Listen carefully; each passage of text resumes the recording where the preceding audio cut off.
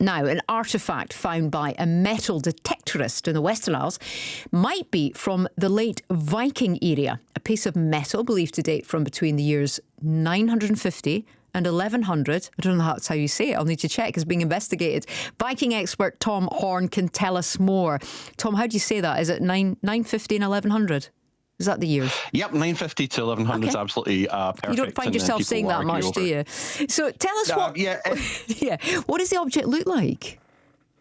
Well, we would call it zoomorphic. So it's basically it's almost like a shape of an animal head. If you imagine, it's almost like a sort of dragon or something that's bending back on itself. So how significant is a find like this?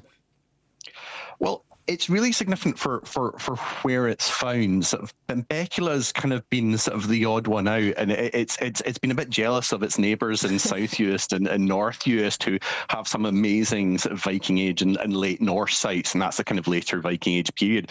But Benbecula's got a great list of Old Norse names, so we know that the Vikings are there and they're settling and they're using it as landmarks, but we don't really have much artifactual archaeological evidence, so finds like this are really important. It must be a bit like a jigsaw puzzle when you find something like this. It just adds a wee bit more to it, but I guess it must raise questions as well. Yeah, I mean, the first questions as an archaeologist, you're thinking, is this from a burial? Is this from a settlement? Is it from a trading site? So it really sort of, it asks a lot more questions than it answers, but it's really exciting. How do you tell that then? How do you figure out? I mean, it is very much like a detective, like a puzzle, isn't it? How do you find these things out then?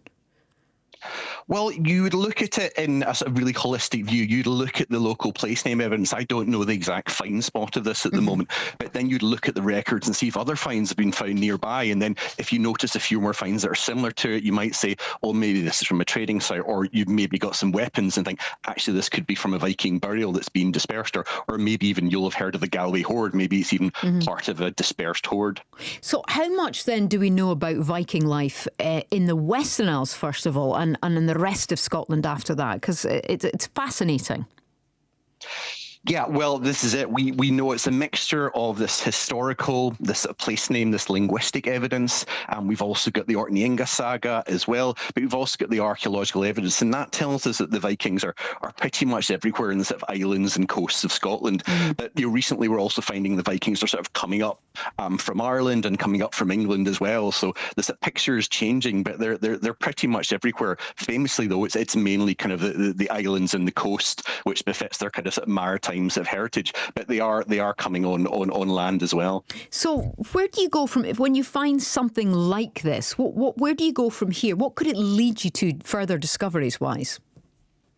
Well, this is it. The first thing that Treasure Trove, who will be looking at it at the moment, they'll be looking at it internally and also sharing it with experts. And what you sort of try and do is a bit of art history. You try and say, okay, what is this similar to? Have we found any finds that are related to this? And then you might say, oh, there's something on Skye or there's something on Orkney that's similar. And then you'll start to say, okay, maybe there's a pattern or distribution, and this will tell us about the Vikings that are in the area and how they're travelling and maybe how they're trading these sorts of items. All right, Tom, fascinating speaking to you. Thank you so much for coming on with us. That's the Viking expert Tom Horne speaking to us there, and there's more on that story on the BBC News Scotland website.